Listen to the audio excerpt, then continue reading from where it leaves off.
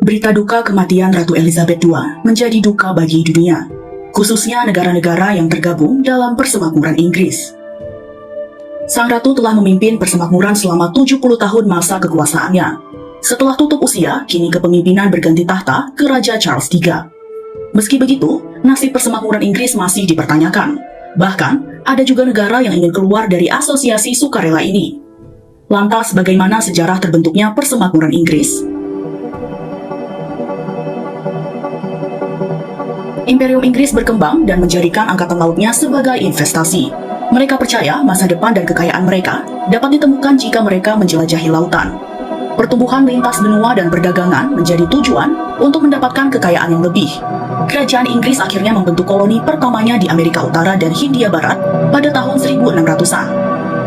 Di abad yang sama, British East India Company didirikan sebagai sarana perdagangan dengan Asia Timur, Asia Tenggara, dan India. Tahun 1651, Undang-Undang Navigasi mendorong perekonomian tertutup antara koloni dengan kerajaan Inggris.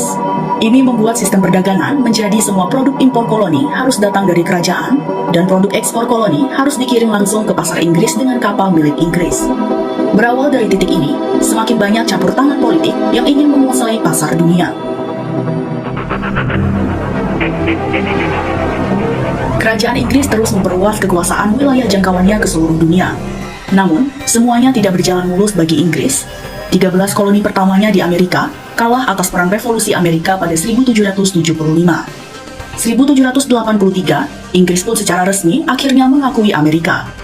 Kemerosotan Inggris juga terjadi di India, setelah kemunduran kerajaan Mughal India dan meninggalkan British East India Company. Setelah kehilangan 13 koloninya, Inggris tidak ingin kerajaannya menyusut lagi dan memutuskan untuk membuatnya lebih besar lagi. Britania Raya memfokuskan perluasan teritorialnya ke benua Asia, Afrika, dan Australia, dan disebut sebagai Kerajaan Inggris Kedua. Hingga pada akhir abad ke-19, seperempat tanah di dunia dikuasai oleh Kerajaan Inggris. Seiring berjalannya waktu, negara-negara di bawah Kerajaan Inggris memperoleh kebebasan yang berbeda dari Inggris. Negara-negara semi-independen itu disebut Dominion. Pemimpin-pemimpin Dominion menghadiri konferensi dengan Inggris dari tahun 1887. Para pemimpin dari Australia, Kanada, India, negara bebas Irlandia, Newfoundland, Selandia Baru, dan Afrika Selatan menghadiri konferensi Kekaisaran 1926. Pada konferensi tahun itu, Inggris dan Dominion sepakat mereka semua adalah anggota komunitas yang setara di dalam kerajaan Inggris. Mereka semua dianggap berhutang kesetiaan kepada Raja atau Ratu Inggris, tetapi Inggris diminta tidak memerintah mereka. Komunitas ini pun kemudian disebut British Commonwealth of Nations atau Persemakmuran Inggris. Kemudian, Statuta Westminster pada 1931 secara resmi mengizinkan setiap kekuasaan untuk mengendalikan urusan dalam dan luar negerinya sendiri, termasuk untuk mendirikan korps diplomatiknya sendiri. Pada pertengahan 1900-an, situasi Inggris berubah total. Hal ini semakin jelas pada akhir Perang Dunia Kedua pada tahun 1945. Faktanya, Inggris tidak mampu lagi mempertahankan kerajaannya. Semakin banyak pula orang yang mulai percaya Inggris tidak punya hak untuk memerintah negara bagian lain dengan paksa. Hal ini pun didukung oleh gerakan kemerdekaan yang tumbuh di banyak koloni yang berbeda. Negara-negara seperti Amerika Serikat dan Uni Soviet yang pernah menjadi sekutu Inggris selama Perang Dunia Kedua mendukung dekolonisasi.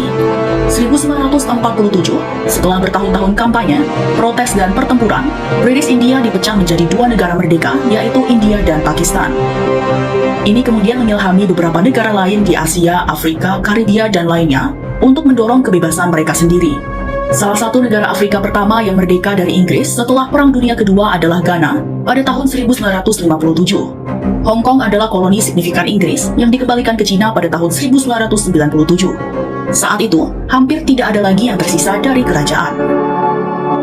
Persemakmuran bangsa-bangsa saat ini secara resmi dibentuk oleh Deklarasi London pada tahun 1949. Deklarasi tersebut memodernisasi komunitas dan menetapkan negara-negara anggota sebagai bebas dan setara.